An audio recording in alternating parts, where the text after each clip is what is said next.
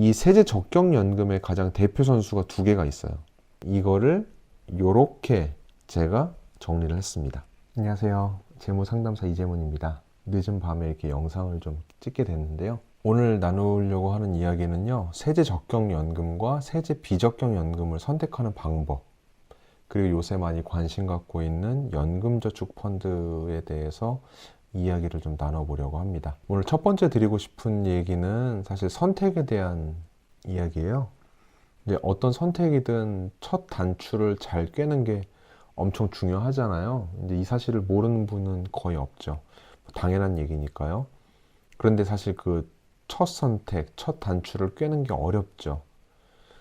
저도 이렇게 얘기를 하지만 실제로 지금도 첫 단추 잘못 꿰는 경우 많습니다. 얼마 전에 이제 직접 겪은 일이기도 한데, 밖을 나가야 되는데 마음 급하니까 이제 옷을 빨리 입고 나가려다가 단추 잘못 꼈어요. 이제 그러면 어떡하죠? 우리가 단추 다시 풀어서 처음부터 다시 껴야 되죠. 이런 일이 이제 옷을 입을 때는 사실은 별게 아닌데, 금융상품을 선택할 때는 중요한 문제일 수가 있죠. 왜냐하면 이런 선택들이 모여서 금전적인 손실로 이어지게 되기 때문입니다. 근데 경우에 따라서는 우리가 이걸 인정하지 않고, 인정하고 싶지 않기도 하고 해서 그냥 밀고 나가는데, 이제 시간이 지날수록 경험적으로 봤을 때 후회가 더 많이 커지는 것 같아요. 그래서 결국에는 첫 선택을 잘해야 된다, 다시 이 결론으로 돌아오게 되는데, 그래서 오늘 첫 번째 주제로 잡아본 것이 세제 적격연금과 세제 비적격연금입니다. 딱 들어도 재미가 없는데요. 그런데 재미없으면 스킵할 단어가 있고요.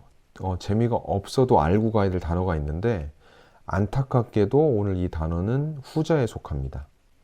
이 용어에 대한 얘기를 조금 전에 말씀드렸던 선택이라는 주제랑 연결해서 조금 이야기를 드리려고 해요.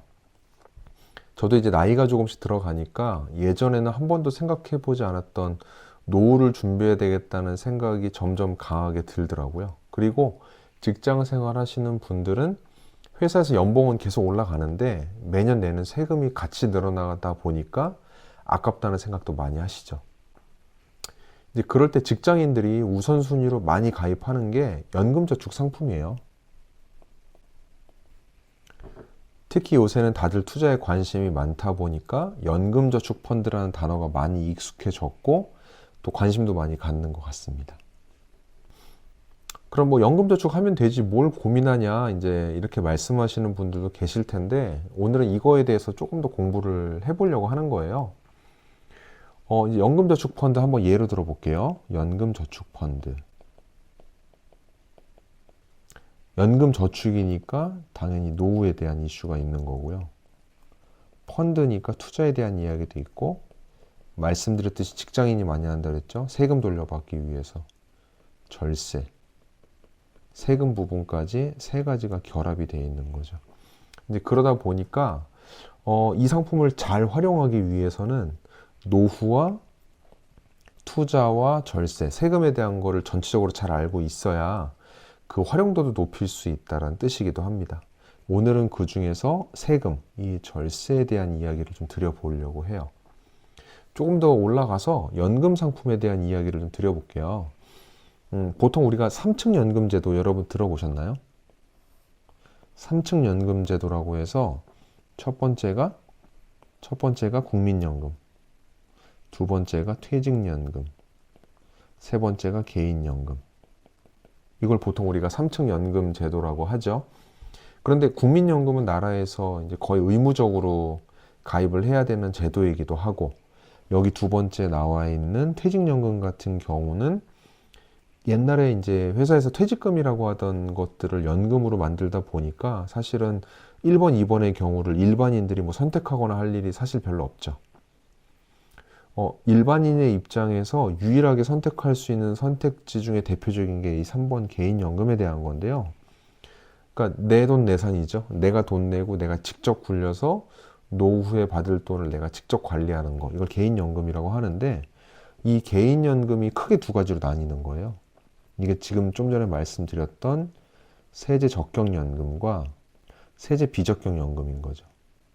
그러니까 세제 적격연금은 굳이 풀었으면 세제 혜택에 적합한 연금이다, 뭐 강제로 의미를 부여하긴 했는데 이제 이런 의미고요. 결국 세금 혜택을 주겠다는 의미고요. 반대로 세제 비적격 연금은 이런 혜택이 없다는 뜻이죠. 그럼 어떤 세금 혜택이냐, 이제 이게 중요할 수 있는데, 세금이 굉장히 많잖아요. 그 중에서 여기서 말하는 세금은 벌어들이는 소득세에 대한 개념입니다. 그러니까 이 다양한 세금 종류 중에서 우리가 매년 돈을 벌게 되고 그거에 대해서 세금을 내게 되는데, 그 세금의 일정 부분을 돌려준다는 형태가 바로 이 세제 적격연금의 형태인 거고요. 세제 비적격연금은 이런 기능이 없는 거죠. 그럼 여기까지만 보면 당연히 뭐 세제 적격연금이 더 좋은 것 같죠. 딱 이렇게 단정적으로 이야기하기엔 좀 무리가 있는 것 같고요. 이 부분은 천천히 하나씩 더 이야기를 나눠가 보도록 하겠습니다. 그럼 조금만 더 정리를 해보면요. 이 세제 적격연금의 가장 대표 선수가 두 개가 있어요. 첫 번째는 우리가 지금 계속 얘기하고 있는 연금저축이 있어요. 그리고 다른 하나는 IRP, 개인형 퇴직연금 이라는 제도가 있어요. 근데 여기 나와 있는 개인형 퇴직연금은 지금 여기서 말씀드렸던 퇴직연금하고는 약간 달라요. 여기 개인형이라고 되어 있잖아요. 그러니까 쉽게 얘기하면 내가 셀프로 내 퇴직금을 내가 불입한다, 이런 의미로 이해를 하시면 될 것 같아요. 어쨌든 이 두 가지 상품이 우리가 세금을 돌려받으면서 노후 준비도 하는 세제 적격 연금 상품의 대표 선수격인 거죠. 근데 여기 있는 연금저축이 크게 또 세 가지로 나뉩니다. 연금저축 보험, 연금저축 신탁, 연금저축 펀드. 이제 이름 그대로 내가 어떤 방법으로 돈을 모을지를 결정하는 거예요. 그러니까 보험으로 할 건지 신탁으로 할 건지 펀드로 할 건지를 정하는 겁니다. 요새 많은 분들이 투자를 희망하다 보니까 이 연금저축 펀드 쪽으로 돈이 좀 몰리고 있는 경향이 있죠. 그런데 여전히 이제 전체 상품 중에서 가장 비중이 높은 거는 연금저축 보험이에요, 아직까지. 그리고 참고로 연금저축 신탁은 지금 현재 판매가 안 되고 있습니다. 그러니까 내가 만약에 새로운 뭔가의 연금저축 상품을 들겠다라고 한다면 보험이나 펀드 둘 중에 하나 선택을 좀 해야 되는 상황인 거죠. 그러면 세제 비적격 연금에는 어떤 게 있을까요? 이건 연금 보험이 유일해요. 그럼 좀 헷갈리죠. 여기도 보험이 있고요. 여기도 보험이 있어요. 같은 거 아니야? 라고 할 수 있는데, 근데 이건 사실 아주 우리가 쉽게 좀 구분할 수 있어요. 이 상품의 이름에 저축이라는 단어가 있느냐 없느냐 가지고 따져서 판단하시면 됩니다. 하나는 연금저축 보험이고 다른 하나는 연금 그냥 보험이에요. 예를 들면 변액연금보험 들어보셨죠? 우리가 변액연금저축보험이라고 하지 않죠. 연금보험이라고 하죠. 그러니까 우리가 이렇게 단어만 조금 알게 되면 상품의 구분을 쉽게 할 수가 있어요. 그래서 제가 첫 단추를 잘 껴야 된다는 말씀을 처음부터 드리고 있는 거예요. 그러니까 나는 당장 세금을 좀 돌려받고 싶은 마음이 커서 이쪽 세제 적격연금, 연금저축 쪽으로 가입을 하고 싶은데, 어떤 설계사분을 예를 들어 만나서 그분이 얘기하는데 계속 세제 비적격연금이 좋다더라. 좋을 수도 있죠. 근데 이 상품을 가입을 했다라고 하면 원래 나의 목적과는 좀 무관하게 다른 쪽의 방향으로 가게 되는 거고, 보통 뭐 보험 이런 것들이 5년, 10년 이상 내니까 10년 동안 방향이 좀 달라질 수 있는 거죠. 그리고 이건 좀 여담이긴 한데, 우리가 이제 뭐 금융 전문가라는 사람 만났을 때 세제 적격, 세제 비적격이라는 단어만 얘기해도 쉽게 무시하지 못해요. 자, 그러면 이제 오늘 제가 말씀드린 거에 대한 의견을 좀 드려볼게요. 어떤 상품이 제일 좋을까요? 사실 모든 상품이 각각 특징이 이제 있다 보니까 이게 좋다, 저게 좋다라고 얘기하는 거는 좀 위험한 발상이기도 하고요. 특히 이제 개인이 처한 상황에 따라 달라질 수 있기 때문에 내 상황이 어떤지를 좀 보고 거기에 맞는 금융상품을 선택하는 게 저는 현명하다고 봅니다. 예를 들면 나는 직장인이고 세금도 내고 있고 연금도 처음이고 큰 금액을 불입할 생각도 아직은 없다라고 한다면 저는 연금저축 펀드를 좀 권해드려요, 처음에. 자, 그럼 이런 케이스도 있죠. 나는 지금 소득이 없는 주부나 학생이고, 그리고 앞으로도 돌려받을 세금이 당연히 없죠. 소득이 없으니까 세금도 없다라고 하면 그러면 비적격연금이 더 좋은 건가? 라는 생각을 할 수 있는데, 물론 뭐 이거는 개인의 상황에 따라 달라질 수는 있겠지만, 저는 연금도 처음이고 큰 금액을 불입할 계획이 아니라고 한다면 저는 일단은 좀 연금저축 펀드를 권해드리는 편이에요. 뭐 여러 가지 이거는 개인마다 차이가 있겠지만 나중에 하나씩 천천히 이야기를 좀 나눠보려고 하고요. 그러면 이 세제 비적격 연금 누구한테 권할까요? 저는 일단은 연금저축 펀드도 좀 해보고 투자 상품에 대한 이해도 하고 있고 금융상품을 다양하게 하고 있어서 뭐 다양한 형태의 상품 포트폴리오를 갖고 싶어 하는 분들한테는 좀 권해드리는 편이고요.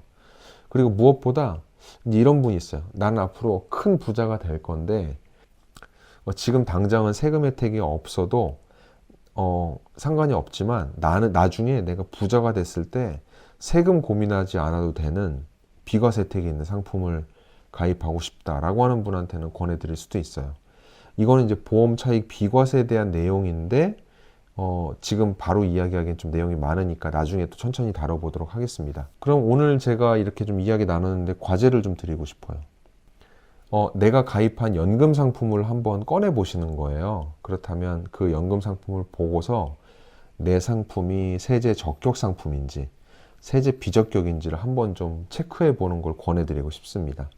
만약에 노후 준비를 한다는 마음으로 이미 연금도 하나 가입을 해서 불입을 하고 있는데 이게 적격인지 비적격인지도 잘 모르고 연금 상품이 어디로 방향을 가고 있는지도 아직 잘 모르고 있다라고 하면 매월 불입하고 있는 내 돈에 대한 태도에 있어서 아직은 좀 부족하고 반성을 해야 된다는 점을 말씀을 좀 드리고 싶습니다. 제가 이렇게 오늘 메모를 하면서 좀 정리를 했는데 이거를 요렇게 제가 정리를 했습니다. 네, 이 자료는 제가 카페를 또 하나 만들었거든요. 카페에다가 오늘 만든 자료를 제가 올려드릴 테니까 필요하신 분은 들어오셔서 편하게 다운받아가지고 사용하시면 될 것 같고요. 오늘 첫 번째 영상으로 이렇게 세제 적격과 비적격에 대한 이야기를 좀 드리게 됐는데 구독과 좋아요, 알림 설정까지 부탁을 드리겠습니다. 오늘은 여기까지입니다. 다음에 또 만나요. 안녕.